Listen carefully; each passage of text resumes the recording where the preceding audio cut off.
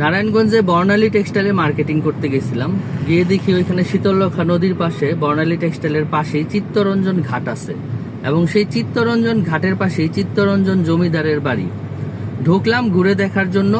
Building এ শ্যাওলা পড়ে গেছে, অনেক গাছ এবং 100 বছর আগের বিল্ডিং, সেটা প্রায় ড্যামেজ হয়ে গেছে, শুধু একটা কেয়ারটেকার থাকে। কিন্তু টোটাল জমির পরিমাণ 16 একর। তো ওই কেয়ারটেকারের কাছে যেটা শুনলাম, নারায়ণগঞ্জের আরেকজন শিল্পপতি নাম ফজলুল হক, সে এটা কিনে নিছে 90 কোটি টাকা দিয়ে। এখন কথা হলো, 100 বছর আগে যখন এই জমিদার বাড়িটা করে, ওই সময় জমির তেমন কোনো মূল্যই ছিল না, কিন্তু বাড়িটার পিছনে সে ওই সময় অনেক টাকা খরচ করছে। আর আজকে এই ভাঙা বিল্ডিংটা বা পুরানো বিল্ডিংটা যদি সে বিক্রি করতে চায়, কেউ হয়তো বা সেটা 5 লাখ টাকা দিয়েও কিনবে না, অথচ সেই জমিটা কিন্তু একজন শিল্পপতি 90 কোটি টাকা দিয়ে কিনছে।